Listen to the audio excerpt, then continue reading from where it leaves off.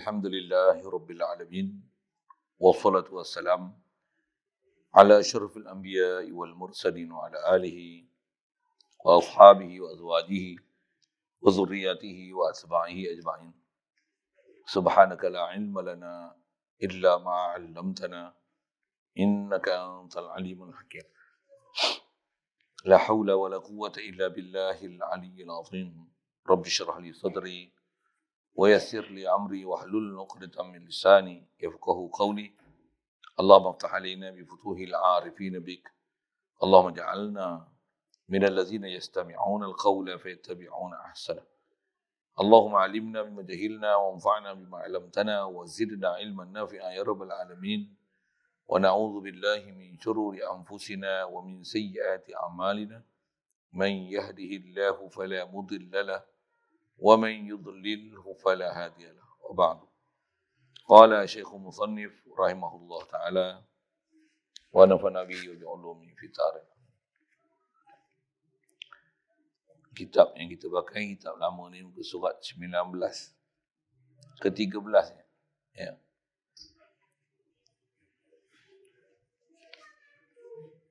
Kata musannif rahimahullah taala, dan ke-13-nya kalam. Artinya wajib bagi Allah Ta'ala ada sifat kalam. Artinya berkata-kata. Yang berdiri sifat kalam ni pada zat Allah Ta'ala. Yang dengan dia berkata Allah Ta'ala pada sedia kala dan sentiasa. Tiada dengan huruf dan tiada dengan suara. Tiada permulaan dan tiada kesudahan. Yang ni bukan dimulanya berkata-kata, tiap-tiap suatu perkataan, kemudian diam. Dan tiada dahulu kemudian berkata-kata itu. Dan tiada menyerupai dengan segala yang baru sekali-kali. Berkata-kata Allah Ta'ala itu, maka Allah Ta'ala berkata-kata pada sedia kala, tiap-tiap barang yang wajib, yang mustahil dan yang harus. Antara sekalian, pertama sekali syukur kepada Allah Subhanahu Wa Taala. Limpah kurnia dia menjadikan kita umat Nabi Muhammad sallallahu alaihi wasallam. Alhamdulillah. Limpah kurnia dia lahirkan kita daripada mak ayah kita Islam. Kita dapat Islam sejak lahir lagi. Alhamdulillah. Limpah kurnia dia dibesarkan kita ni dalam satu masyarakat Islam. Dengan itu memudahkan kita ikut perintah dia, tinggal larangan dia. Alhamdulillah. Limpah kurnia dia juga dengan taufik hidayat daripada dia, limpah kurnia dia jadikan kita ada kesedaran untuk menuntut ilmu. Alhamdulillah. Dipertemukan kita pula dengan orang yang boleh menunjukkan kita jalan-jalan untuk mengenal dia, mengenal Allah Ta'ala, mengenal Rasul sallallahu alaihi wasallam. Alhamdulillah. Syukur diberi pada kita keupayaan malam ni boleh hadir untuk solat maghrib berjemaah. Alhamdulillah. Diberi pula kelapangan masa untuk kita meneruskan bacaan daripada kitab Aku Iman ini. Dan insyaAllah dengan sebab kita baca dan belajar dan faham daripada kitab ni, sebab untuk kita benar-benar beriman kepada Allah Ta'ala, beriman dengan Nabi kita Muhammad sallallahu alaihi wasallam dan apa yang dibawanya, boleh benar-benar hidup dalam keadaan mencontohi Nabi kita Muhammad sallallahu alaihi wasallam dengan hati sanubari kita sentiasa mensyukuri, menyedari ke Allah Ta'ala, mentauhidkan dia, zikir ke dia, sentiasa memohon keampunan dan rahmat sentiasa daripada dia, dalam keadaan sentiasa risau di atas kehidupan yang kekal abadi yang kita bakal lalui dan tempuhi dengan bekalan yang serba dhaif dan sedikit ni. Amin. InsyaAllah sambungan kita muka surat 19. Itu rasanya dah. Yang ke-13 sifat kalam. Dari senarai ke-13 ni, yang ni adalah sifat terakhir daripada sifat ma'ani. Qudrat, iradat, ilmu, hayat, sama', basar, kalam. Ada 7. Mesti ada sifat kalam pada Allah Ta'ala. Atau nama sifat wajib dengan mana wajib bagi Allah Ta'ala mesti ada sifat kalam. Tak mungkin sabit pada Allah Ta'ala bisu. Bisu sifat kekurangan. Kekurangan Mustahil pada Allah Ta'ala. Kalau dia bersifat dengan kekurangan, dia berhajat kepada sesuatu yang nak menghilangkan kekurangan dia. Subhanallah. Sedangkan dia ilah. Allah dia ilah. Antara ciri ilah ni, istighna'an kulli man siwahu. Dia mesti tak hajat pada sesuatu. Mana mungkin dia tak hajat pada sesuatu, tapi dia tak ada kalam. Subhanallah. Jadi atas angka yang disebut, sifat ke-13, sifat kalam dengan mana, atau dia kata artinya, atas kata yang ni sifat wajib pada Allah Ta'ala, wajib bagi Allah Ta'ala ada sifat kalam. Wajib di sini wajib akli. Dengan mana sabit kalam mustahil bisu. Itu maksud wajib akli.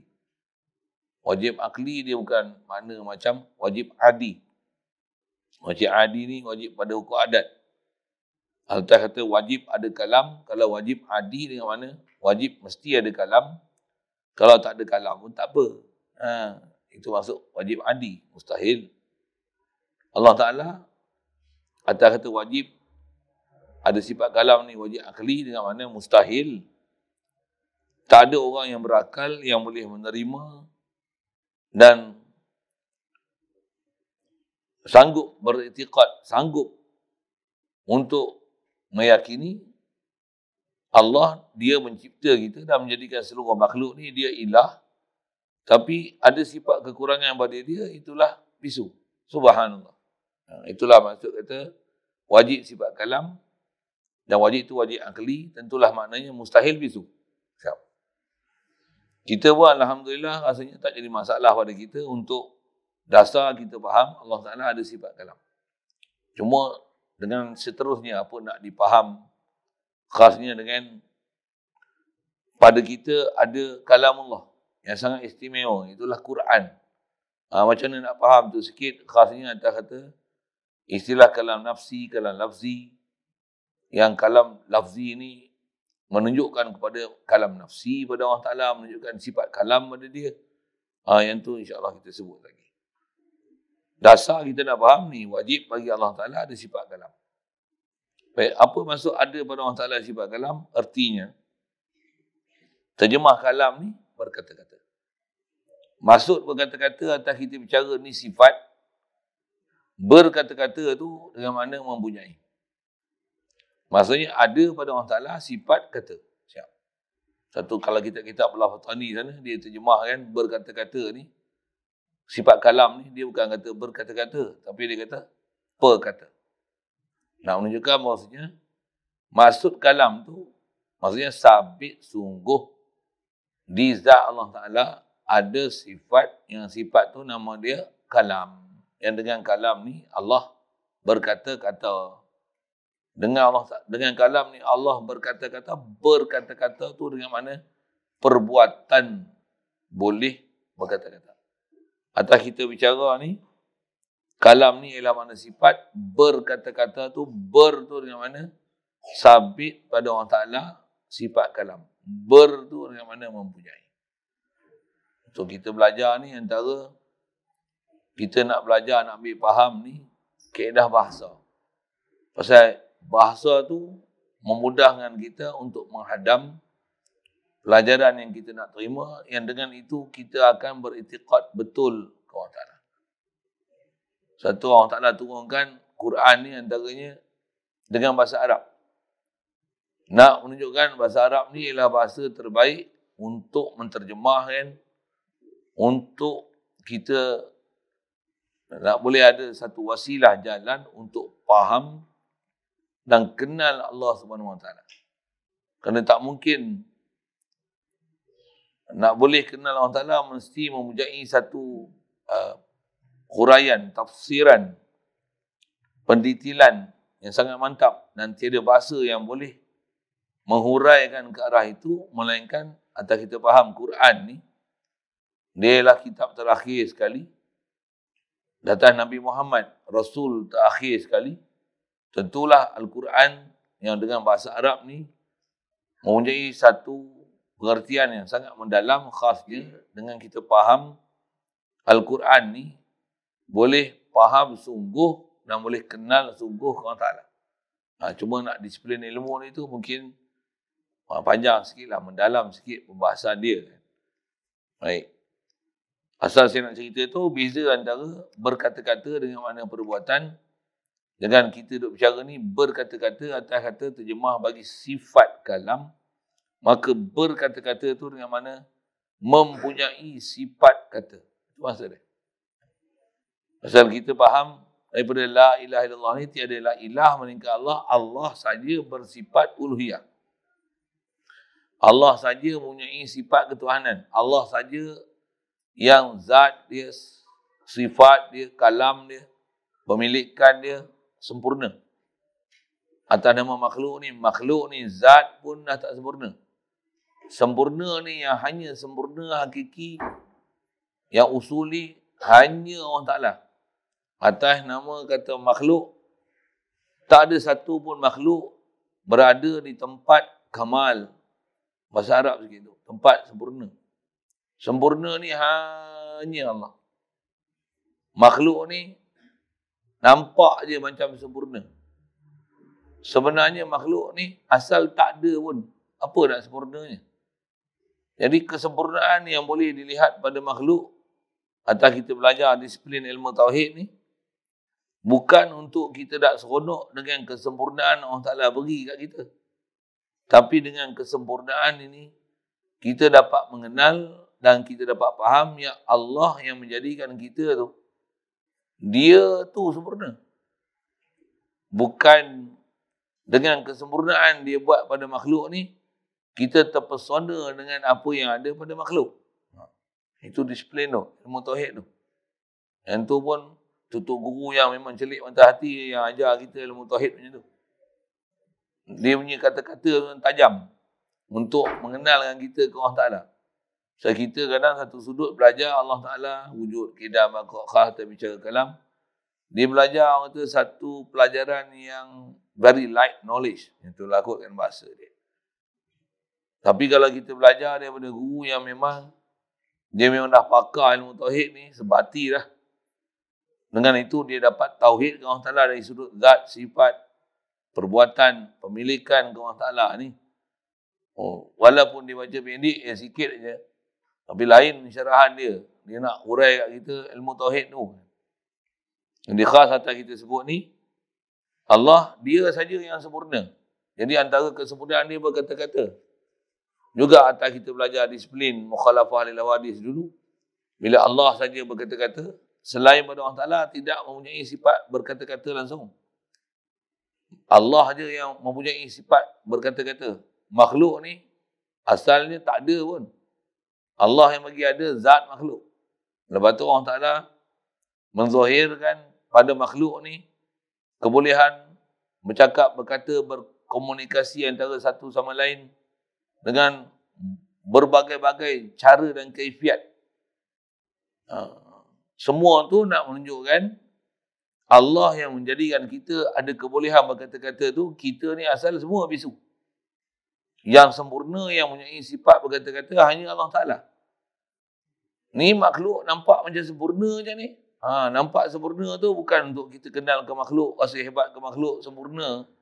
Antaranya sifat berkata-kata, bahkan dengan kebolehan berkata-kata yang ada pada makhluk dengan beraneka ragam dan kepelbagaian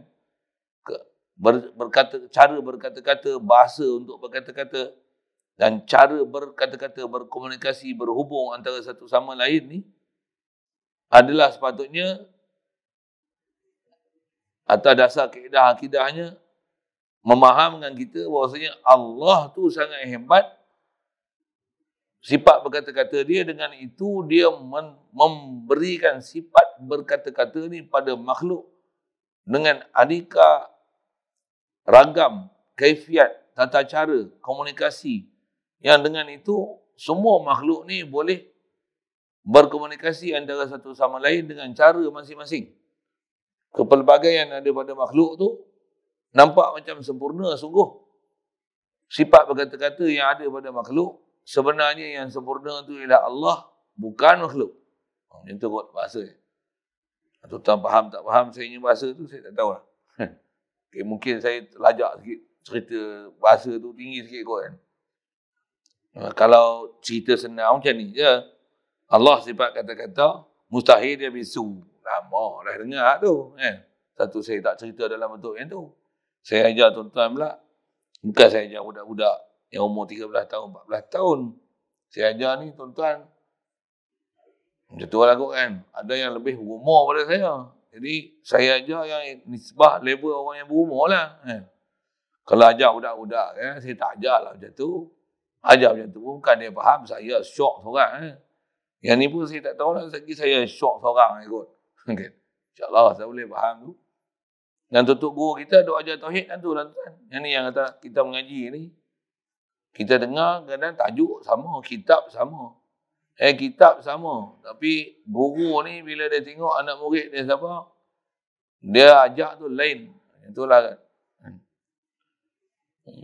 Dia istilah ada tahap dia. Ini pun saya sebut macam tu lah. Tu pun agak tak faham, tanya lah. Asas kita nak bicara ni lah. Yang kata Allah sabit pada dia berkata-kata.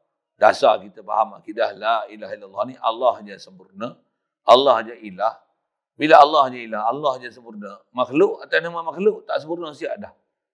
Siapa? Makhluk ni asal tak sempurna. Untuk tengok macam sempurna je Allah Ta'ala bagi jadi makhluk.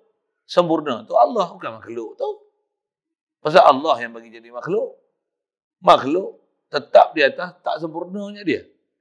Takkan bertukar hakikat. Makhluk boleh jadi sempurna. Macam mana sempurna Allah Ta'ala? Takkan jadi. Mustahil macam tu. Mustahil akli. Apatah lagi nak kata Allah Ta'ala bagi jadi makhluk. Macam mana Allah Ta'ala sempurna? Allah Ta'ala jadikan makhluk tu sempurna. Tak ada ni. Makhluk takkan sempurna. Cuma pada makhluk ni terzahir kesempurnaan Allah Ta'ala. Tu ayat ni. Pasal makhluk ni istilahnya dia lah tajalli kepada sifat kesempurnaan Allah Ta'ala. Allah yang sempurna. Pasal dia ilah. La ilaha illallah. Apa faham? Selain pada Allah Ta'ala bukan ilah. Allah saja ilah. Allah saja sempurna. Allah saja tak hajat pada sesuatu. Makhluk. Atas kata makhluk ni sentiasa berhajat pada Allah Ta'ala. Tapi tengok macam tak berhajat ni pun. Itulah silap kita tu. Kita memang sentiasa berhajat ke Allah Ta'ala. Duk nampak macam berhajat ke makhluk je. Nampak je berhajat makhluk. Sebenarnya kita berhajat ke Allah Ta'ala.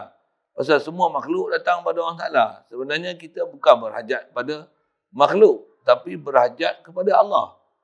Makhluk Allah ni tempat zahir berhajat ke Allah Ta'ala. Contoh mudah, kita lapar berhajat ke makan. Kita bukan hajat ke makan tu. Kita hajat pada Allah yang jadikan makanan tu. Tapi tak bagi terus kita ke Allah Ta'ala. Kena lalu ikut makanan. Janganlah dengan kita duk cari makan sampai lupa ke Allah Ta'ala. Tak faham sebenarnya hajat kita ke Allah Ta'ala. Allah lah yang tunaikan hajat kita. Jatuh hati ke makhluk. Tak sedar pun pada Allah lah yang menjadikan makhluk. Allah yang menjadikan makanan untuk kita. Dia yang bagi jadi lazat untuk kita. Dia yang mempelbagaikan macam-macam makanan kat kita. Dia yang merasakan lazat dan enaknya makanan kat kita. Dia yang menjadikan kenyang dengan sebab makanan kat kita. Habis-habis kita duk seronok kenyang, lazat, makanan berbagai-bagai. Lupa pada siapa yang memberikan makanan kat kita. Ni masalah kita. Ini. Yang ni yang kata syaitan ni dia tipu daya kita yang ni lah. Ni wazayyana lahum syaitan. Syaitan ni dia akan menghias dan menukarkan cara berfikir kita supaya jatuh hati kita kepada makhluk, pada mahasiswa Allah ni. Supaya kita tak jatuh hati ke Allah. Kalau kita faham betul-betul perjalanan tauhid dan boleh hindarkan daripada tipu daya iblis ni, memang kita takkan jatuh hati ke makhluk sikit pun. Pasal mana boleh mungkin jatuh hati ke makhluk? Pasal makhluk semua datang daripada khalik makhluk. Itulah Allah. Jadi kalau seronok tengok pada makhluk, sebenarnya bukan seronok ke makhluk. Sepatutnya seronok tu adalah pada khalik makhluk. Itulah Allah. Katalah misalnya kita sejuk. Tengok terbit matahari panas. Dengan panas tu, rasa lega kita. Taklah kesejukan. Itulah contoh. Kita lega dengan sejuk tu ya. Orang ahli tauhid ni, dia bukan lega dengan sejuk tu. Dia lega dengan Allah. Dia yang bagi kita panas. Bolehlah kita Tak rasa sejuk ni, alhamdulillah. Ni ahli tauhid. Cuma dia ada pelajaran lagi lah. Cuma saya sebut itu, nak belajar betul-betul macam mana, tu kena pergi kursus khas tu. Kita belajar tauhid ni, yang saya sebut dia ada level lah kan. Yang lagi kita berkehendak nak mengaji, lagi kita pula ada keupayaan nak faham, kita pun dah faham, dan kita pun akan perhati tang ni kalau kita faham. Saya nak perhati contoh macam mana. Kalau kita duk mengaji, tengok aku ni duk mengaji, duk takat tu. Contohlah. Tak tambah pun rasa gerung ke orang Ta'ala, kenal ke orang Ta'ala, kasih ke orang Ta'ala. Mesti ada benda kita mengaji tu tak selesai. Mesti ada. Tak rasa peningkatan diri pun. Bahkan mengaji. Lagi kau dengar, lagi lali, lagi mengantuk, lagi tak kerti lagi. Rasa macam dah tahu semua dah. Nak ngaji apa lagi tak tahu. Duk ngaji. Nak ngaji apa lagi tak tahu. Tu maksudnya kita duk pening lah tu. Maksudnya tak kerti lagi lah tu.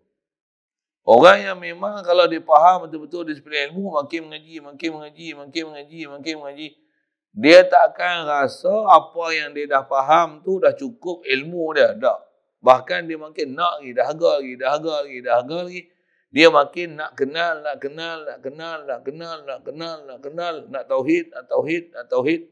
Istilahnya nak makin ingat, makin nak kasih, makin nak seronok, makin nak lazat, nak tenang dengan Allah Ta'ala, nak gerung dengan Allah Ta'ala. Kalau macam tu, maksudnya kita faham perjalanan apa yang sepatutnya kita nak berjalan. Kalau kita mengaji ni, kau jangan ngaji, kau jemu. Kau ngaji, kau jemu. Maksudnya, ngaji tak faham lah tu. Kalau saya sebut ini, kalau makan lah, kita buat contoh, makan nasi kambing mandi. Bila makan ni, tengok ni, ini sedap. Nak sedap lagi tak? Makan ni sedap lagi. Nak sedap lagi. Contoh lah kan. Tu makan semua serupa ya. Tu tak nak mapuh dah lah tahu. Macam apa? Serupa tak ada rasa sedap rasa. Apa? Dan sebenarnya memang kita punya kemuncak hidup bukan rasa tak sedap makan tu. Memang makan bukan sedap tu mana. Tapi sedap tu mana? Tauhid. Sedap tu mana? Lazat tu mana? Iman. Sampai sebut dalam hadis Nabi, orang yang memang betul-betul dapat tauhid ni ialah orang yang dapat halawatul iman. Dia dapat kemanisan iman. Yakin ke Allah Ta'ala tu. Dia sedar ke Allah Ta'ala. Boleh realize ke Allah Ta'ala tu. Waktu lazat sekali. Waktu balik lazat sekali. Makan tu ada satu lazat yang memang tak boleh dinafikan. Memang ada satu.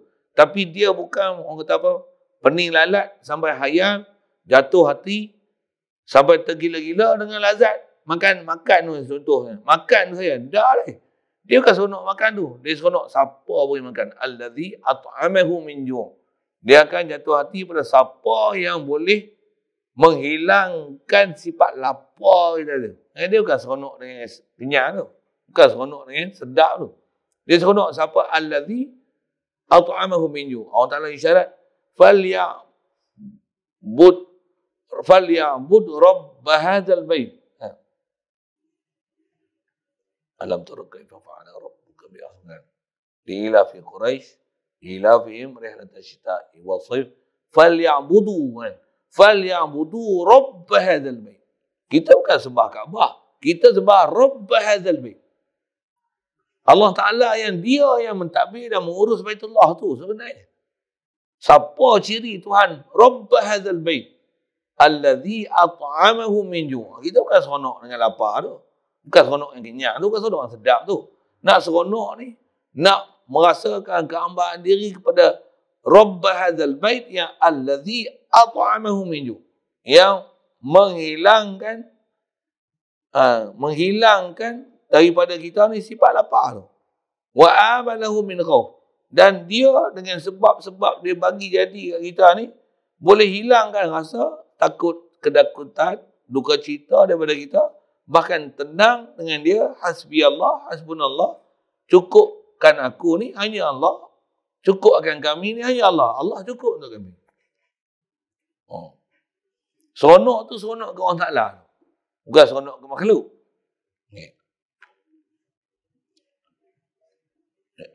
Itu nisbah nak belajar tu lah. Disiplin saya sebut tahap nak belajar tu. Yang tu yang kalau kita faham ngaji, makin nak lagi, nak lagi, nak lagi. Nak apa? Nak makin macam mana, ada tahu cara dan kaifiat macam mana nak makin seronok dengan Allah Ta'ala. InsyaAllah mudah-mudahan kita belajar macam ni. Allah Ta'ala campakkan rasa seronok dan faham tu. Dengan tu kita akan seronok ke dia. Seronok tu ke Allah Ta'ala. Hatta apa yang ada pada diri kita pun, kita bukan seronok dengan hak diri kita. Kita seronok dengan apa yang Allah bagi kat kita. Seronok tu ke Allah tu. Bukan seronok dengan apa yang ada kat kita. Tapi seronok dengan Allah bagi kat kita. Bahasa dia. Baik. Macam mana pun disiplin atas kita nak bicara ni, bagi faham tadi dulu. Apa dia? Atas sifat 13 ni, kalam. Berkata-kata. Maksudnya Allah ada pada dia sifat kalam. Makhluk asalnya semua bisu. Ni boleh bercakap ni. Allah yang bagi boleh bercakap. Jadi nak faham tauhid tu ke siapa? Allah yang bercakap. Allah yang berkata-kata sebenarnya. Tapi dizuhirkan kebolehan dia dan sifat kesempurnaan dia berkata-kata tu ke makhluk. Tengok makhluk berkata-kata, faham Allah yang berkata-kata, makhluk ni Allah bagi berkata-kata. Baik. Jadi kalam ni dengan mana berkata-kata, dengan mana ada sifat berkata-kata, sifat kata tu pada Allah Ta'ala. Atas kata dia sifat yang berdiri pada zat Allah Ta'ala. Yang ni pun kita jumpa banyak kali lah. Atas kata sifat ma'ani ni, semua dia guna bahasa macam ni. Kudrat yang berdiri pada zat Allah Ta'ala.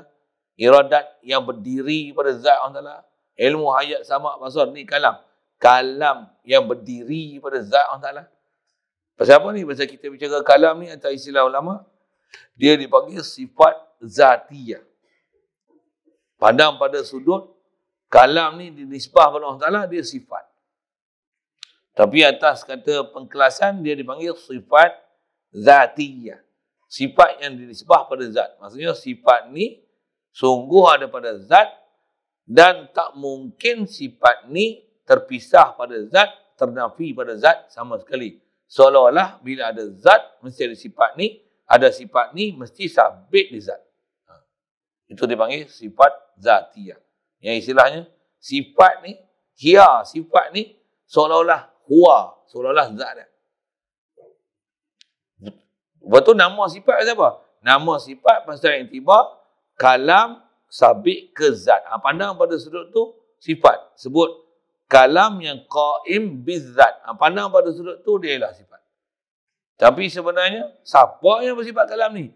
Zat Allah lah mempunyai sifat kalam tu. Ni yang panggil hiya huwa. Tuan tak faham dengan gaya lu itu. Ini yang macam mana nak faham tu dah. Cubalah faham boleh hadam tu. Tak faham tanya. Asal saya nak syarahkan tuan-tuan, sifat ni berdiri di zat atas nama istilah dipanggil sifat zatiyah. Semua sifat ma'ani ni, kudrat, iradat, ilmu, hayat, sama, basar, kalam dipanggil sifat zatiyah. Sifat zatiyah.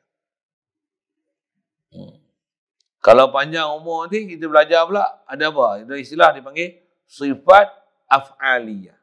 Ada. Apa pula sifat af'aliyah? Pandang pada sudut perkara ni dinisbah ke Allah Ta'ala dipanggil sifat. Tapi apa yang dinisbah pada Allah Ta'ala tu nak menunjukkan perbuatan dia dengan apa dia buat tu akan hasil perbuatan tu menzohirkan makhluk. Yang tu dipanggil sifat af'aliyah. Allah khaliq misalnya. Allah ada sifat khalqu, khalaqa, dia cipta. Atas nama dia al-khaliq. Atas nama al-khaliq. Atas sifat khalqu. Kalau fi'il kita sebut khalaqa. Terjemah Melayu mencipta. Bila Allah Ta'ala mencipta, dia buat. Maksudnya ada sifat membuat pada Allah Ta'ala. Dan pasal apa kata ada sifat ni? Pasal faham dengan Allah Ta'ala buat ni, jadi makhluk. Yang ni dipanggil sifat af'aliyah. Yang ni hiya ghairuh. Sifat ni lain daripada zat Allah Ta'ala. Sebab sifat af'al, dia bukan Allah Ta'ala. Dia adalah perbuatan, dengan perbuatan tu Allah Ta'ala buat makhluk. Yang tu saya sebut sekali lalu tu. Agak boleh telan. Atas kita nak bicara ni, yang ni sifat zatiyah. Bahasa yang kita selalu sebut sifat zatiyah tu sifatul ma'ani. Maksudnya sifat yang memang sungguh, yang memang sabit di zat, tak ada zat melainkan pasti ada sifat ni, dan sifat ni mesti sabit pada zat, tak mungkin berpisah. Subhanallah. Satu dia kata sifat ni atas kata memang sungguh sabit di zat Allah Ta'ala, berdiri pada zat. Dan bila sebut sifat, memang kaedah kita disebut oleh ulama, sifat mesti berdiri di zat. Sifat dia tak boleh berdiri sendiri. Bila sebut sifat, mesti nisbah pada zat. Mesti. Satu atas kata kalam, nak sebut siapa kalam ni? Kalam ni sabit di zat Allah Ta'ala. Macam mana sebut nama juga, sama juga. La ilaha illallah, tiadalah bersifat ilah melainkan Allah. Allah ni nama. Bila nama, mesti ada tuan nama. Maksudnya bila ada Allah, nama dia mesti sabit zat Allah. Dan bila ada zat Allah, tentu sabit sifat Allah Ta'ala. Bila Allah Ta'ala buat makhluk, tentu ada af'al Allah. Bila dia buat kita makhluk ni, kita ni dipanggil asarullah. Kita ni hasil, natijah daripada perbuatan Allah Ta'ala.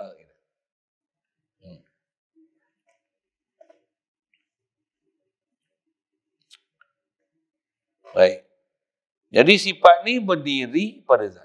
Selalu mengaji hak ni lah, bahasa-bahasa ni selalu susah nak telan sikit ni. Yang berdiri di zat. Itu pun bahasanya. Kalau kita boleh hadam bahasa tu elok, saya boleh. Saya bagi contoh selalu dengan putih, hijau, kuning. Yang tu sifat ada di zat. Saya sebut mikrofon, saya sebut meja itu kan, kapet. Benda-benda tu saya nak sebut nisbah, nak membezakan zat mana, sifat mana. Supaya kita boleh faham hubungan antara zat dan sifat. Bila sebut je zat, mesti ada sifat. Bila sebut sifat, mesti sabit di zat. Sifat macam ni dipanggil sifatul zatiyah. Sifatul ma'ani. Atas kita bicara ke Allah Ta'ala.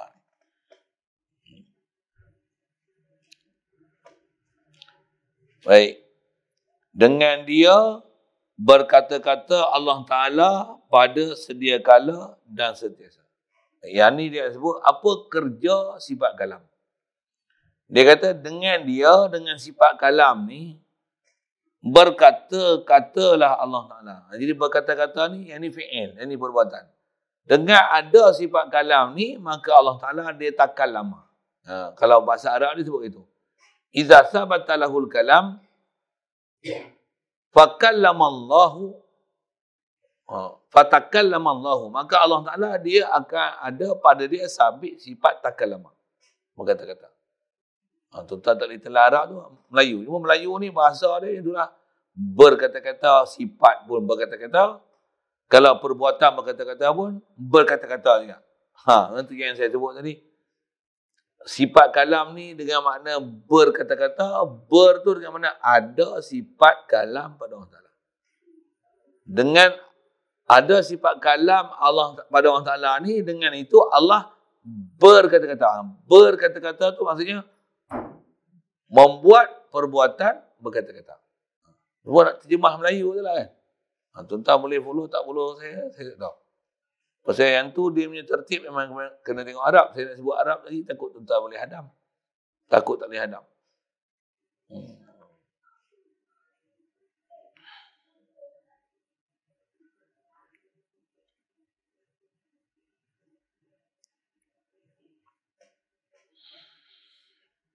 Saya sebut pi lah dengan bahasa Inggeris kan. Tapi saya tak pernah belajar tauhid dengan bahasa Inggeris. Cuma saya belajar tertib bahasa Inggeris. Aku tengok. Kalau boleh share sikit bahasa Inggeris. Saja nak sebut bahasa Inggeris tu. Pasal Saya tengok ada cikgu, macam ada cikgu kan boleh faham kan. Orang kampung tak faham bahasa Inggeris macam pasal lah mu. Kan? Okey, contoh. Kalau bahasa Inggeris, verb ni, bercakap ni berkata-kata talk. Kan? Talk. Jadi kalau sifat boleh bercakap, sabit pada Allah Ta'ala, atas kata sifat ni kita sebut dengan bahasa Inggeris nak menunjukkan sifat tu ada. Maksudnya talking. Siapa yang bercakap tu, kalau kita selalu sebut, saya sebut rice cooker apa saya sebut itu kan. Talking lagi talker lah kan. Tapi ada kan talker. Kok kita pelik sikit bahasa tu kan. Saya nak sebut pun saya pelik. Walaupun sistem bahasa tu, kalau drive tu PN, mesti driver, mesti boleh driving. Kan. Jadi kan saya sebut dengan tertib bahasa Melayu. Jadi Allah, dia surely ada sifat talking. Then when he has sifat talking, saya kena buat sifat tu. Nak fahamkan talking tu dengan mana sifat. When he has sifat talking, so mestilah surely he can talk. Boleh. Bila he can talk, azali, sedia kala dan sentiasa lah. Bukan dia hanya able can talk after he create all the creation. Then only he can talk. No. He already has sifat talking. So, surely lah he can talk. Siap. Boleh telan. Habis telan, sudah. Bahasa Melayu dia guna berkata-kata betul lah. Kan? Allah ada sifat berkata-kata. Dengan sifat berkata-kata tu, Allah berkata-kata. Kan? Susah sikit nak faham Melayu tu. Boleh? Saja saya tukar bahasa Melayu, Inggeris tu, betul tak?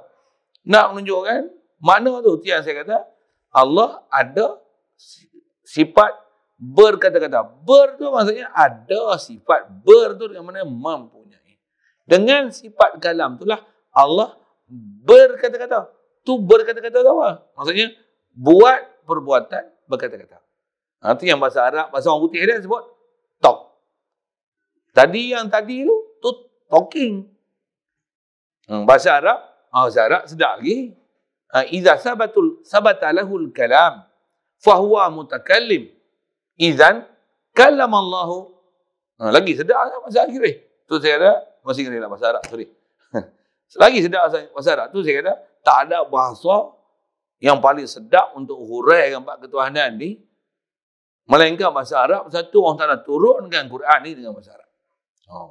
Satu, orang-orang yang memang mendalami bahasa Arab dan melalui disiplin bahasa Arab ni, kan, dia punya fahaman, dia tak macam orang lain. Memang tak sama ni.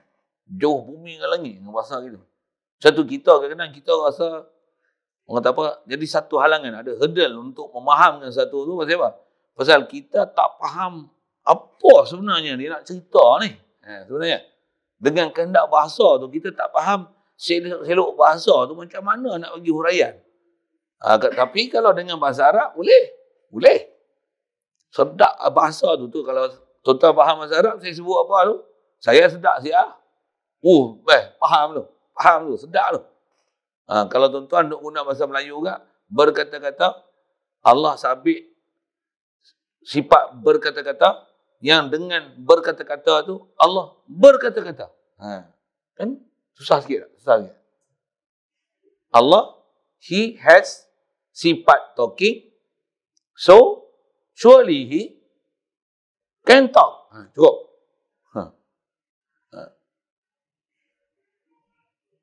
Dan surely apa yang dia nak talk, bukan dia baru will talk. Mungkin dia will talk, dia zahirkan apa yang dia will talk. Tapi surely apa dia nak talk, what he will talk, sabit dah pada ilmu dia. What he want to talk. Bunyi yang putih sikit. Sekali lagi. Sorry, kalau aku ganggu sebut putih tu. Saya sebut macam tu pasal disiplin kita mengaji ni, mengaji nak ambil faham nak bagi faham, nak macam mana nak fahamkan sabit tauhid ke Allah Ta'ala, khasnya nak memahamkan sabit sifat ni ke Allah Ta'ala, dan Allah saja yang ada sifat ni. Dia takkan boleh nak faham macam tu, melainkan kena ambil disiplin ilmu ni. Satu. Mana sifat, mana fi'il. Satu ulama kita dia kategorikan ni sifat zatiyah, ni sifat af'aliyah. Lagi ada sifat istilahnya infi'aliyah. Maksudnya apa? Pasal ni, pasal satu disiplin. Waktu dah faham kalau dengan tertib ilmu ni nak buat apa? Supaya kita sentiasa nanti boleh faham dan hadir hati kita ke Allah Ta'ala ni hanya ke Allah Ta'ala. Makhluk kita tak, kalau faham betul-betul dia takkan jatuh hati ke makhluk. Tapi kita banyak tak faham lagi. Itu yang kita banyak jatuh hati ke makhluk. Kita tak ada upaya dengan kebolehan berfikir dan faham untuk memahamkan siapa yang menjadikan makhluk. Dia jadi gagal di situ. Satu, nak dapat tahap tu macam mana? Mujahadah besar. Satu, mujahadah ilmu. Pasal takkan boleh dapat faham semua tu melainkan dengan belajar. Dan bila belajar, dia ada disiplin. Itu yang disiplinnya antaranya faham kalimah. Ini makna apa? Mana sifat, mana zat, mana fi'il. Fi'il mana macam mana? Sifat mana macam mana? Zat ni apa dia? Dia marji' asbab wa sifat. Saya pernah sebut sekali lalu. Sifat ni dia mesti maqama bizat. Sifat pula ada nama sifat zatiyah. Bila ada sifat zat, sabit di zat, tentulah ada kebolehan buat. Buat tu dipanggil fi'il. Yang tu yang dia nak kata, dengan dia berkata-kata Allah Ta'ala. Dan Allah Ta'ala berkata-kata ni bila? Sedia kala dan sentiasa. Apa maksud sedia kala Allah Ta'ala ni? Kalau istilah dalam syarahan ilmu tauhid dengan bahasa Arab, bila kata kalam ni, maksudnya ta'aluk kalam ni dipanggil ta'aluk suluhi qadim dan ta'aluk tanjizi qadim mana. Tu istilah gitu. Tuan tak faham, dengar dulu. Mana tak faham tu, ngaji esok, kot lah faham. Hak ni bisa dengar dulu. Memang macam tu. Nak tunggu jumpa kitab cerita hak tu, bila nak khatam ni, nak pergi jumpa pula satu hal. Walaupun baca ni, saya simbah lagi istilah-istilah ulama kita tu, kalau tuan-tuan boleh faham, dah pernah lalu pula kitab lain, alhamdulillah. Kalau yang mana agak susah tu, biarlah memang. Ngaji ni ada benda yang kena mula susah dulu. Lepas tu boleh faham. Asal saya nak sebut ialah, atas kata Allah Ta'ala berkata-kata ni, sabit berkata-kata dia tentu satu hal dah. Dan dia berkata-kata ni, istilahnya sedia kala, qadim, azali lagi, dan sentiasa. Yang sentiasa ni apa? Sifat kalam tu. Sifat kalam tu. Sifat kalam yang sabit ke Allah Ta'ala tu. Sedia dan sentiasa. Maksudnya ability dia untuk dia boleh berkata-kata tu. Sedia kala dan sentiasa. Capability. Betul tak saya punya bahasa tu? Kebolehan. Kebolehan dia punya. Capability dia untuk dia boleh bercakap tu suluhi dan tanjizi qadim. Masuk suluh tu apa? Selayaknya mesti dia boleh nak cerita, dia nak berkecek, dia nak beroyak, apa dia nak kecek, dia nak royak. Azali lagi. Macam tu campur punya petani je lah. Tu punya Melayu lah sikit kan. Kebolehan dia untuk dia nak berkecek, dia bercakap tu hilang. Azali lagi. Sebelum kita ada lagi, dia ada sifat kalam, kebolehan dan kelayakan tu, dan apa dia nak kata, dia nak kecek ke kita pun, hatta Quran yang dah diturun Nabi Muhammad pun tak ada lagi masa tu. Hak dia nak kecek tu dah ada siap dah ke belum ada lagi? Bagi soalan itu sikit. Dah ada siap ke ada siap dah? Ada siap lah. Kalau tak ada lagi, maksudnya ilmu dia pun tak ada, sifat kalam dia pun tak ada lagi, maksudnya dia naqis, dia tak kamil, dia bukan Tuhan lah itu. Tuhan ni mesti kamal. Maksudnya sempurna. Sempurna apa? Ulang 4 kali tu. Sempurna dalam bab zat dia, sempurna dalam sifat dia, sempurna dalam perbuatan dia, dan sempurna dalam natijah daripada perbuatan dia. Dia buat apa? Tak ada apa yang pada Allah Ta'ala ni naqis. Tak ada pada Allah Ta'ala ni kurang. Tak kurang pada zat sama sekali, tak kurang pada sifat, tak kurang pada perbuatan, takkan kurang pada natijah perbuatan. Tak ada apa pada Allah Ta'ala kurang satu pun. Yang kurang ni, kurang pada zat, kurang pada sifat, kurang pada perbuatan, kurang pada natijah nak hasilkan satu ni makhluk. Allah tak lagi. Jadi asal saya nak sebut, kebolehan dia untuk berkata-kata ni sedia kala dan sentiasa. Apa maksud sedia kala dan sentiasa? Allah Ta'ala ni dia sentiasa ada sifat kalam, dan kalam dia walaupun nisbah apa perbuatan yang dia nak buat tu nanti, dia akan berkata-kata dengan siapa dia nak berkata-kata tu, capability tu, kebolehan tu dan apa yang dia nak perkatakan tu, semua tu sabit dah sedia kala dan azali. Tu, faham tu? Yang tu yang selalu kena bahasa yang susah nak faham sikit. Apa bahasa nak sebut? Itulah bahasa nak sebut. Kalau saya itu telan nak tengok. Saya nak guna bahasa Inggeris semua pun saya tak kerti sebut bahasa Inggeris. Sambil-sambil tu sebut capability apa. Capability itulah huraian dalam bahasa Arab. Dia panggil suluhi qadim tu capability, dan sabit dah azali tu. Dia bukan saja kebolehan, kelayakan, bahkan sabit siap dah tu panggil tanjizi qadim tu. Yang tu saya tak kerti nak bahasa Inggeris apa. Maksudnya tanjih ni dulu siap dah. Apa Allah Ta'ala dia nak cakap tu, istilah tanjizi ni maksudnya siap dah, sedia dah, ada dah. Sedia kala dan sentiasa. Allah tak akan ada istilah berlebih kurang, bertambah ataupun berkurangan. Dalam bab zat ke sifat kan, tak akan ada pada zat dan sifat dia bertambah dan berkurang. Tu atas nama sifat ni tentulah sempurna. Tak akan ada apa-apa nama perubahan pada zat dan sifat. Tak ada. Satu sabit sifat kalam ni, sempurnanya kalam ni dari segi kebolehan dia, suluhiyah dia, kelayakan dia untuk dia bercakap, dan apa dia yang dia nak perkatakan pada masa akan datang tu, tanjis siap dah pada zat Allah Ta'ala, pada diri dia.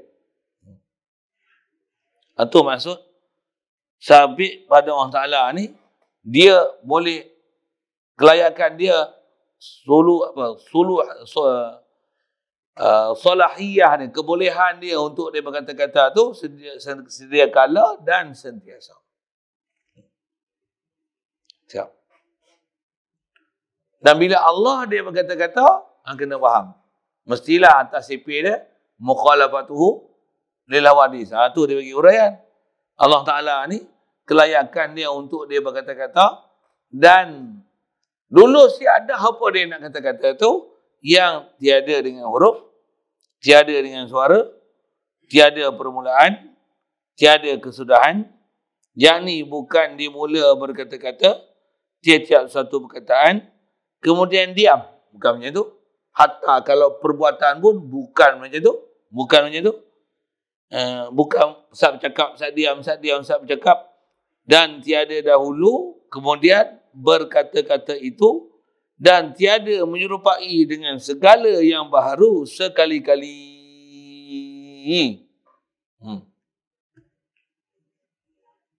Jadi tak mana yang tak baru tu, sifat kalam dia.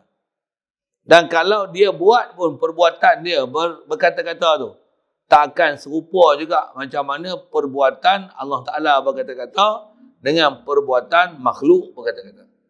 Perbuatan makhluk berkata-kata, tak saya duduk berkata-kata ni. Ada huruf, ada suara, ada dulu, ada kemudian. Betul? Ada kuat, ada slow, ada alat, ada berkakah, ada bernafas. Kan ada macam tu, ada bahasa, ada lurah. Allah Ta'ala macam mana? Tak dibahasakan apa pun pada sifat-sifat makhluk ni ke kalam Allah. Tak. Huruf, suara, dulu, kemudian, bahasa apa. Tak dibahasa macam tu. Tapi semestinya, mesti kalam tu sabit. Cuma nak mendetailkan kalam Allah Ta'ala tu, diri kalam tu apa dia tu, memang kita tak boleh urai. Tapi nafikan pada Allah Ta'ala ni, apa yang tak sepatutnya dinisbahkan kepada dia, khasnya ciri makhluk. Apa dia? Itu yang ciri makhluk apa dia? Ada huruf, suara, lagi apa? Ada dulu, ada kemudian, ada pendek, ada panjang, ada diam, ada bunyi. Lagi apa? Ada bahasa, ada lughat, ada dialek. Lagi apa? Ada perkakah, ada alat, ada mulut, ada bibir, ada gigi, ada udara, ada makhraj huruf. Makhluk macam tu. Allah Subhanallah. Macam mana segala sifat-sifat lain pun sama, kudrat, iradat, ilmu, hayat, sama, basar, kalam, atas apa yang selayaknya kita faham ke Allah Ta'ala, kesempurnaan dia sebagai Tuhan, sabit sifat tu sedia kala dan azali, mesti tu. Tu jangan duk silap. Tapi, nak memahamkan, khas kita bicara ni kalam ni, tak ada apa pun sifat kalam Allah Ta'ala ni yang menyerupai nama baharu. Cuma kod bahasa tu terlalu umum, tu bagi huraian. Tak huruf, tak suara, tak dulu, tak kemudian. Cuma yang dia tak sebut tu, yang saya sebut tadi, tak dibahasakan bahasa pada kalam nafsi dia, kalam diri dia. Sifat kalam dia tu tak dibubuh bahasa Arab ke, Ibrani ke, Syriani ke.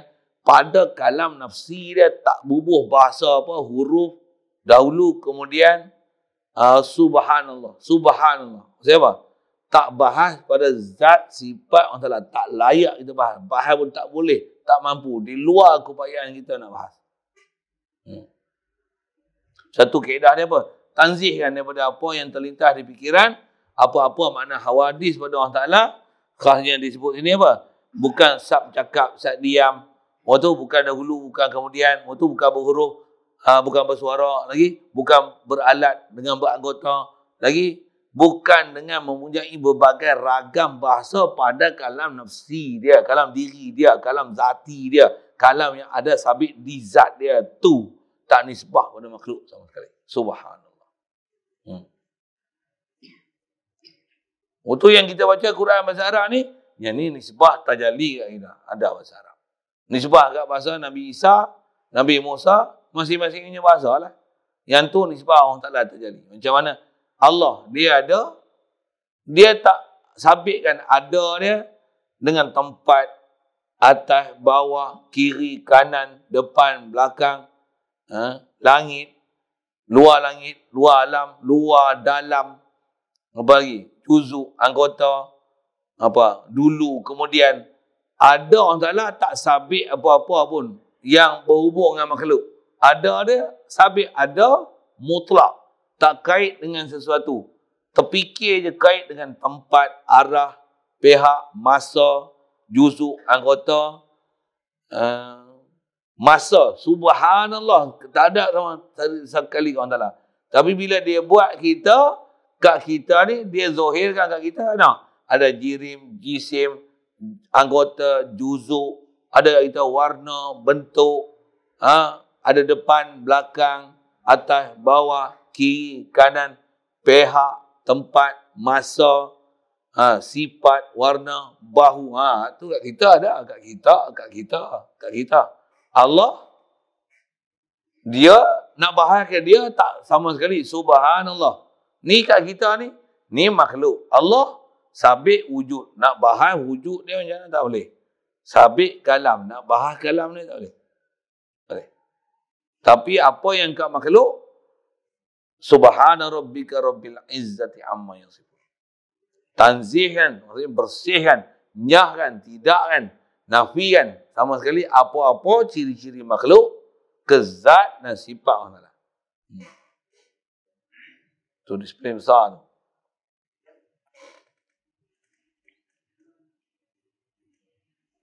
Tanya tu dulu. Boleh? Ada soalan? Ngaji hak ni lah selalunya dia heavy sikit kan. Kalau ngaji orang Allah menjadi lagi, Allah berkata tu motivasi ya. Saya tak macam tu. Kalau ceramah saya macam tu lah. Tapi kalau baca kitab saya tak boleh baca itu. Mesti terhadap. Tambah pula pernah sebut pula benda lain. Lagi pernah sebut. Lagi saya akan sebut ni, lagi dia ke depan sikit. Depan lagi. Okey. Ada. Ya.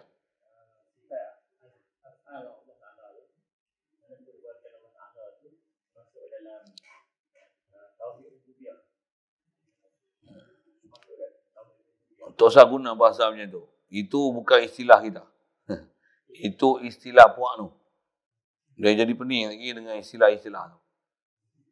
Tauhid kita tauhid af'al ni Allah Ta'ala buat. Kita tak guna bahasa yang tu tauhid rububiyah, tauhid uluhiyah. Tak. Atau kata sifat af'al.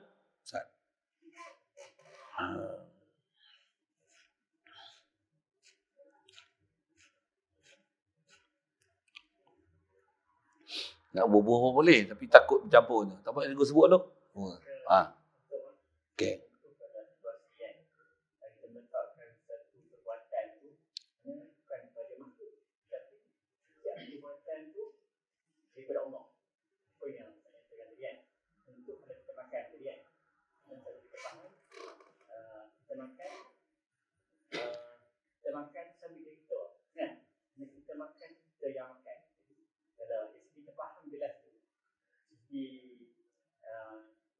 Pahaman yang sebenar yang kita faham dengan tauhid yang kita makan itu kan Allah yang menciptakan kita supaya makan.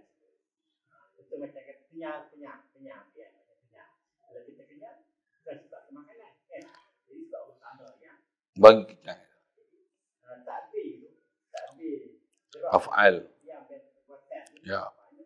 disampaikan ke Allah Ta'ala. Jadi yang kita ada jadi af'al Allah Ta'ala ni. Allah Ta'ala yang mentadbir seluruh makhluk ni. Ya. Makhluk ni tak ada siapa pun, tak ada sapi pun yang takkan atas diri dia. Jadi apa saja bentuk daripada sejarah sampai makhluk kena alam ni, mana diletakkan pada Nisbah perbuatan, semua perbuatan daripada Allah. Mana kita bisa sudut. Yang kedua dia kalau uliyah. Contoh dia kita nyatakan kita yang dapat pemahaman malam ni bila kita belajar. Kan? Dia start dengan sejarah yang bila saya faham, alhamdulillah. Mana saya mau faham secara jauh ni. Jadi bukan kita yang faham, mana kita letakkan daripada Allah Ta'ala. Ya. Af'al tu.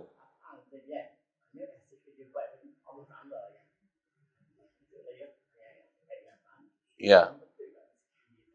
Ya.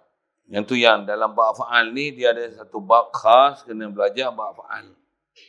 Pasal bab af'al ni antara bab yang agak rumit sikit. Rumit tahu mana? Ada orang kata kita makan ni bukan kita makan, Allah yang makan. Ada orang sampai tersilap macam tu. Konon nampak makrifat, rupanya sesat. Kita makan ni, Quran pun dia ambil makna zahir. Wa ma ramaita idh ramaita walakinnallaha rama. Itu. Tidaklah kamu melontar bila kamu melontar, melainkan Allah yang melontar. Sudah nak faham. Memang ayat Quran macam tu. Tapi atas disiplin ulama dah syarah kat kita, bahasa yang lebih murni untuk faham, nanti yang kena faham istilah tu. Jadi memang situ progres situ je. Okey. Itu yang kata kita kena faham af'al ni, dia mesti faham mana yang af'al Allah, yang mana bila Allah buat kat makhluk ni af'al makhluk. Bahkan memang bab ketuhanan ni dia kena faham bukan saja af'al, daripada zat lagi. Zat Allah, zat makhluk. Sifat Allah, sifat makhluk. Af'al Allah, af'al makhluk. Atau istilahnya asarullah, asar makhluk. Kena faham. Dua-dua tu beza sangat. Jadi atas saya sebut atas soalannya keperbuatan tadi, kita pun ada benda yang kita dah faham lah. Cuma saya nak murnikan bahasa tu sikit. Perbuatan ni Allah saja yang boleh mempunyai perbuatan untuk membuat sesuatu. Atas bahasa istilah dalam Quran sebut wa annal quwwata lillahi jami'a. Maksudnya kuat adalah milik Allah Ta'ala sekaliannya. Tak ada siapa pun makhluk yang mempunyai kuwah. Bahkan kita diajar dengan akidah, kita pun duduk lafaz dah sebut tu, la haula wala quwwata illa billah. Allah dia saja sahibul quwwah.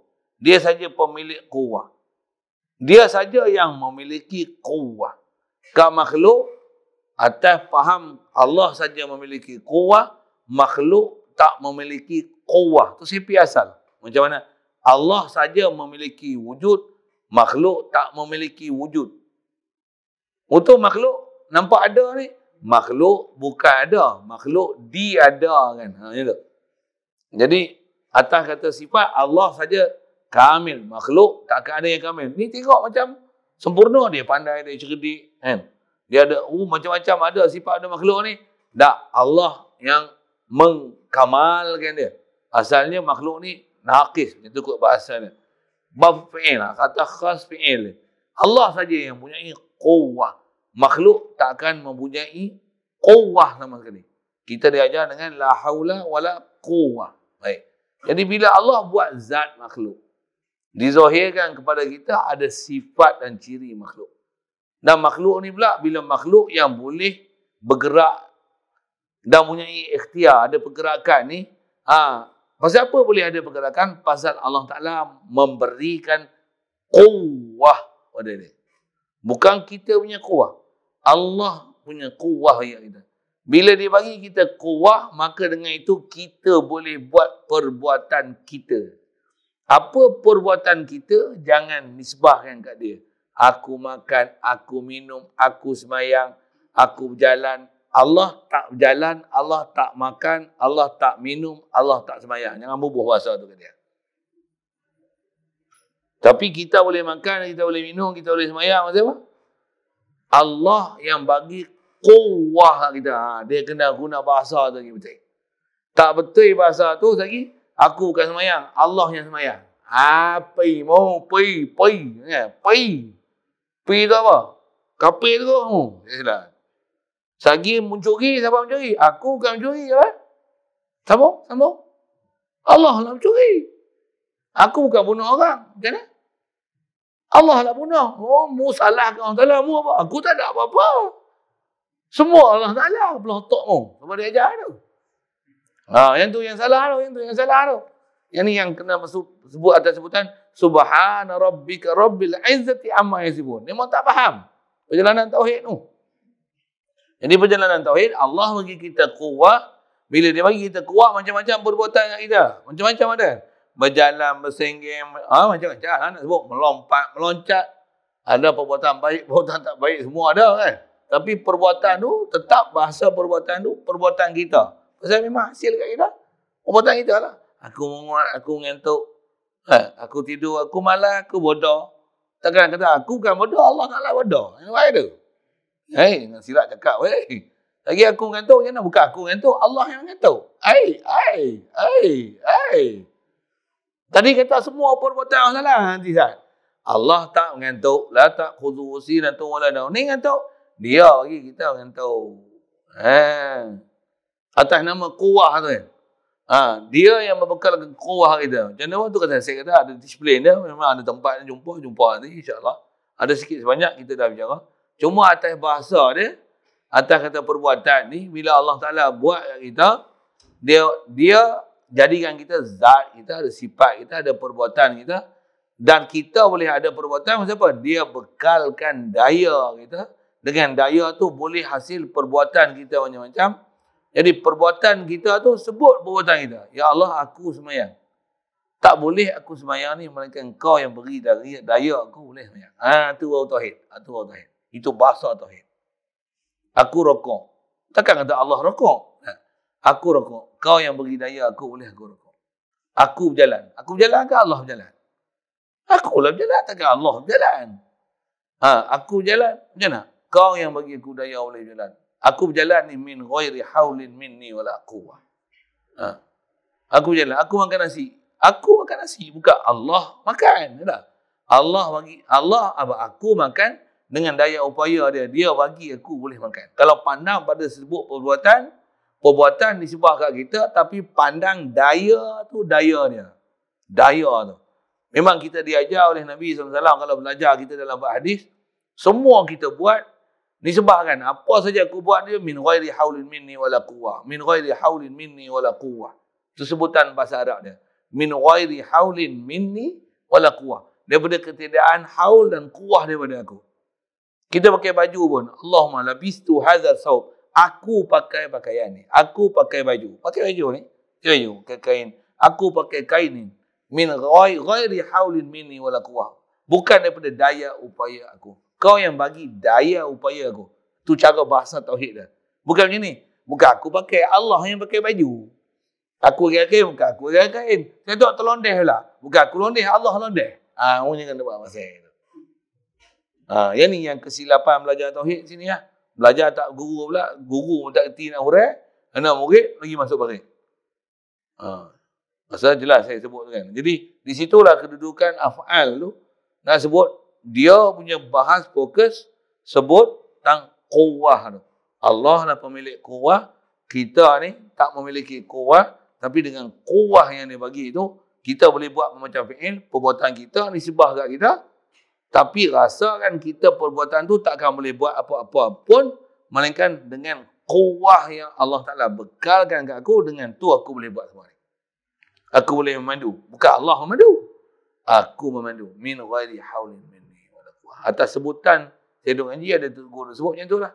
Apa saja kita buat min ghairi haulin minni wala quwwah. Min ghairi haulin minni wala quwwah. Tu zikir dah. Zikir tauhid dah. Dalam bab fa'al ni buat saja apa-apa min ghairi haulin minni wala quwwah. Min ghairi haulin minni wala quwwah. Hadir kan hak tu. Apa dia? Aku buat ni, aku ngaji. Aku faham, aku ngajar kan. Kan memang aku ke. Nyatakan perbuatan aku. Aku faham. Ya min ghairi haulin minni wala quwwah. Kalau pandang pada perbuatan, aku faham, ya Allah yang beri daya aku untuk faham. Bukan daya aku nak faham. Tapi dia bagi faham, sebab faham dia mengaji. Aku mengaji. Dia yang bagi daya aku mengaji. Jadi semua hak dia. Alhamdulillah, Alhamdulillah, Alhamdulillah. Nak boleh hadir hati ke dia. Itu kot isi bahasa. Terutama ni tak. Masuk kedua sekali tu tak. Yang kedua tadi, khas dari mana? Uluhiyah dari sudut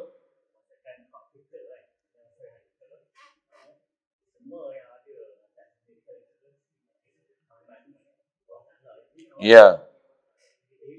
Ya.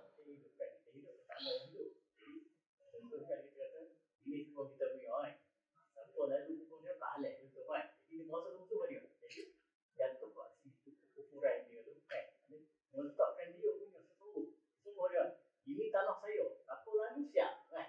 Aku lepas dah buat tanah ni, jangan lalu ni. Lalu ni memang ahli dunia akhirat. Betul kan? Ya.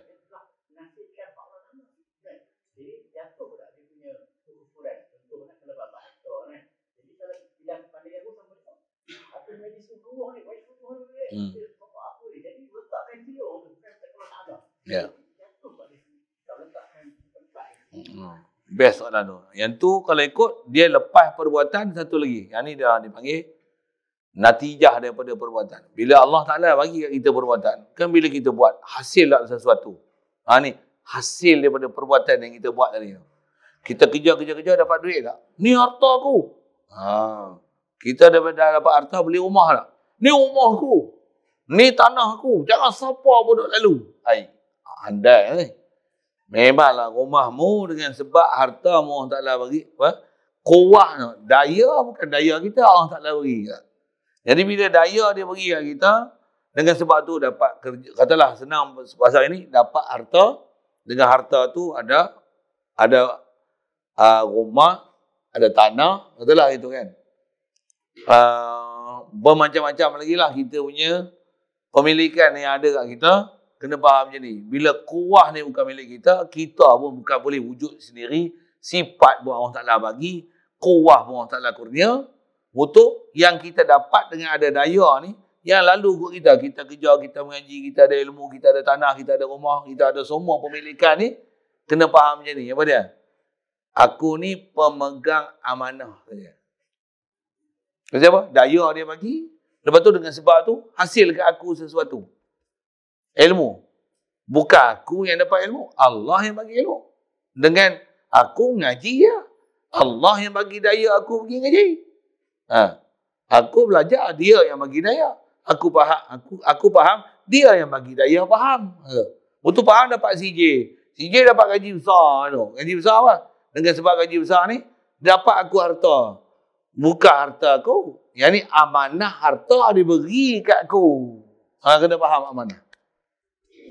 Ini dia bagi harta kat aku beli rumah macam ni. Cuma di atas pemilikan, atas kata beli, jual, apa hebah, apa dan sebagainya, apa saka ke apa, yang dapat pemilikan atas kita, tu satu hal. Cuma kita sebagai pemegang amanah. Pemegang amanah ni bukan nak untuk, orang kata apa, menzohirkan kehebatan aku ada amanah, ni milik aku, hampa jangan duk usik. Bukan macam tu. Pemegang amanah ni, maksudnya, kita nak ambil, nak pakai apa yang kita kena pakai dan kena bagi pada orang apa yang sepatutnya orang kena pakai. Ada yang istilahnya orang kena pakai yang fardu kita bagi, ada yang tak fardu tapi sunat kita bagi. Ada anjuran untuk kita bagi.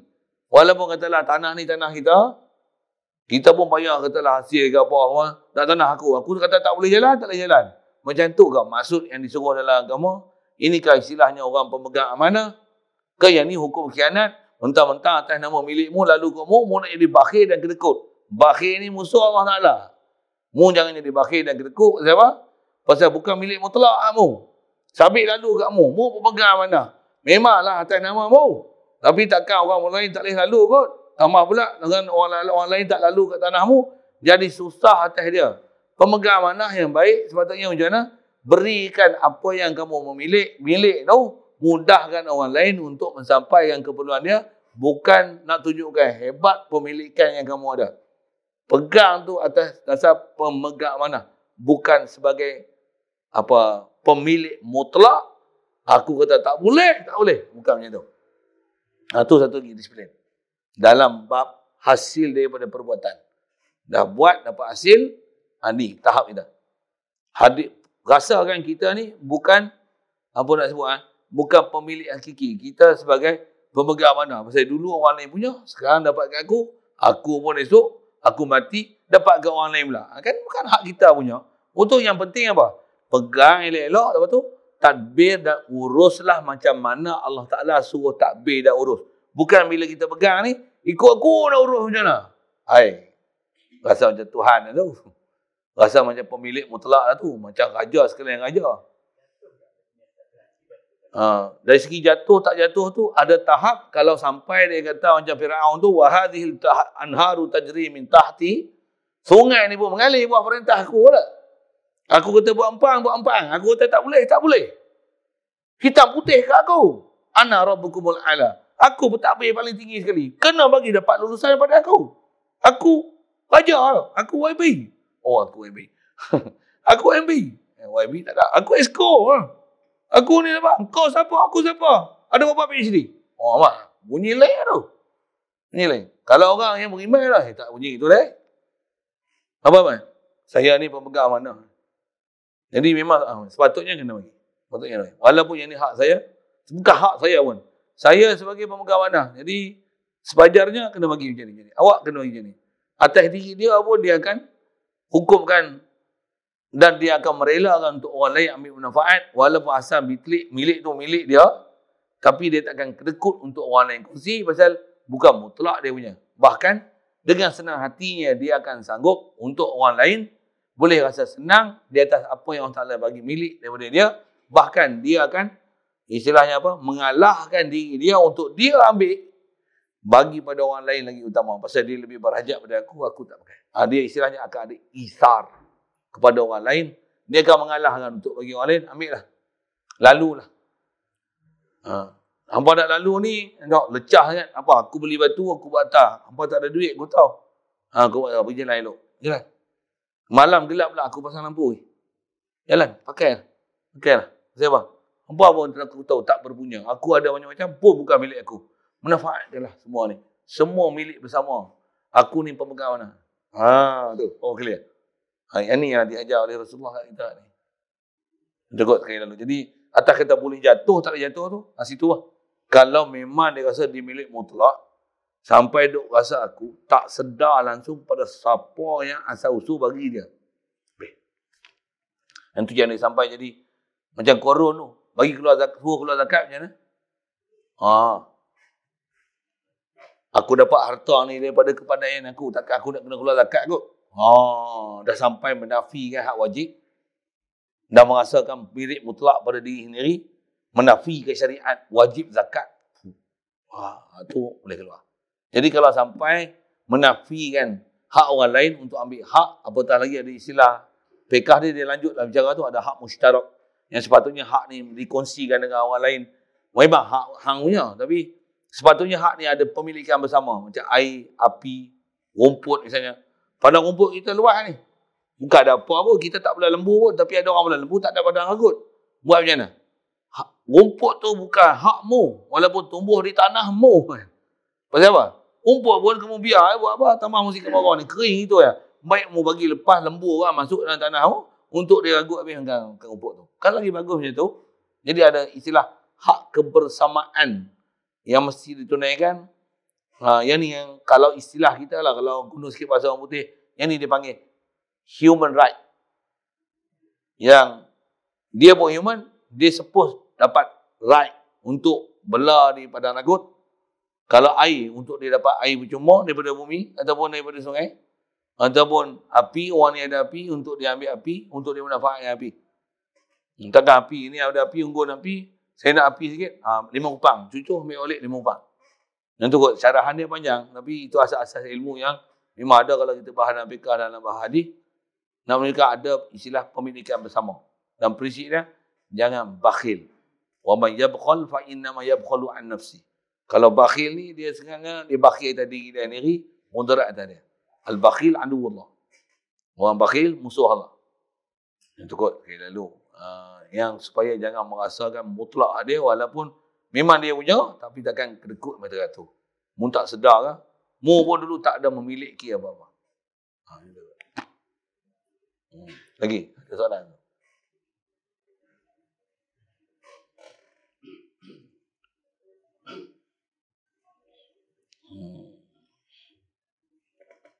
Maka Allah Ta'ala berkata-kata pada sedia kala, tiap-tiap barang yang wajib, sambung nanti, yang mustahil dan yang harus.